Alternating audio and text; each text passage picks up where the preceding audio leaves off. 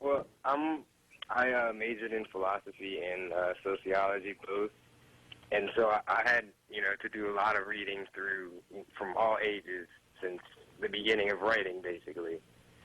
And it seems to me that culture to culture and globally, when a mindset is replaced, which is a religious mindset is replaced, it's replaced by another religious mindset. And do you ever think there'll come a time where it will be replaced by a secular rationality rather than another religious dogmatic mindset? Because it seems we're running out of places for theists to go after their mindsets and dogmas get overturned. Yeah.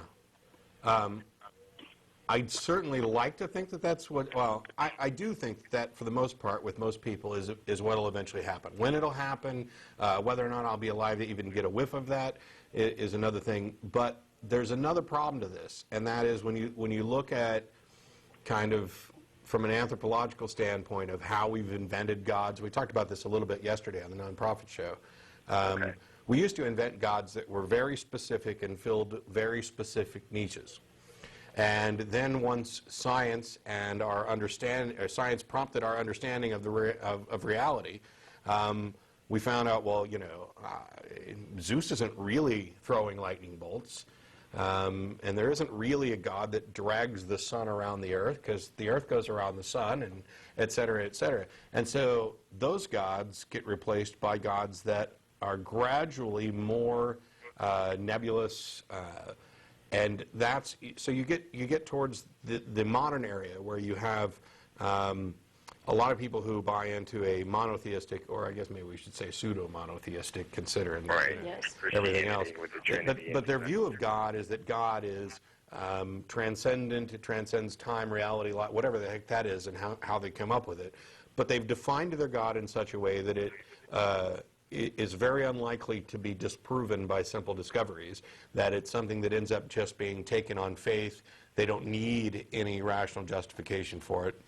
And so it's really difficult to eradicate ideas like that. And the next step, which we're seeing more of now, I think, is the people who'd say, well, I'm not religious, I'm spiritual.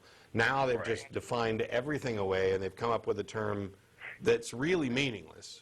That even they probably don't have a good definition for. But I'm spiritual. I don't even want to try and describe it, because no matter how many times I ask for people to explain it, nobody can.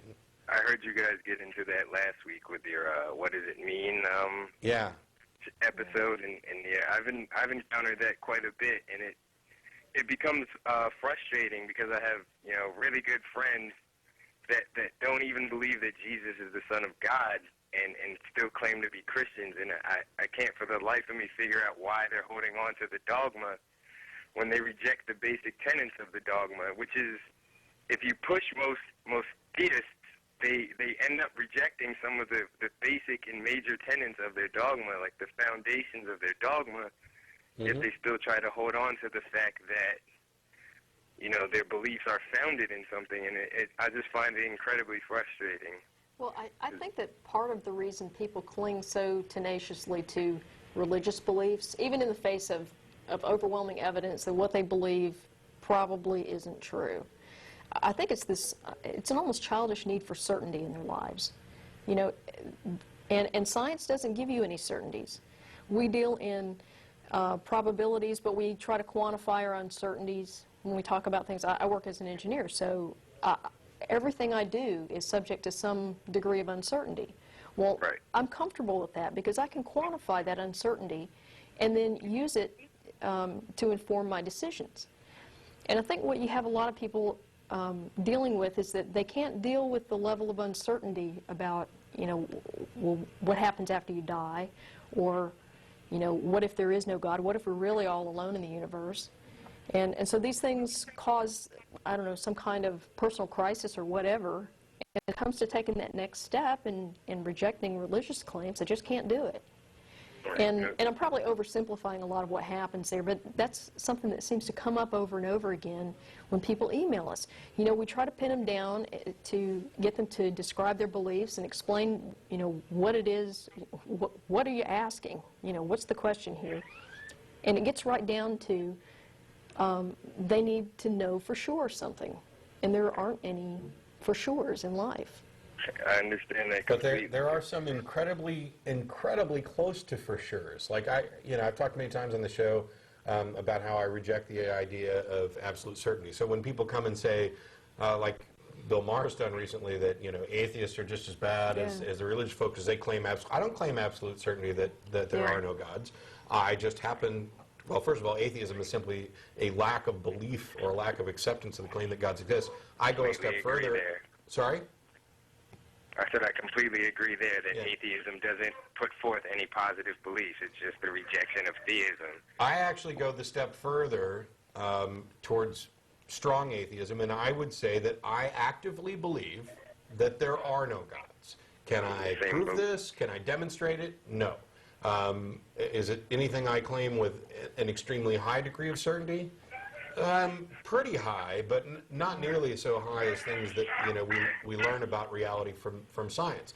There are some things. I mean, you can throw a cotton ball at me using whatever weaponry you want, as long as the cotton ball is the only thing in there. You don't hide something behind it. You cannot possibly get that thing going fast enough to do me any real harm. There's just not enough mass there. We understand that. Now, there could be, a freak accident, gunpowder, whatever sticks to it and turns it into a better projectile.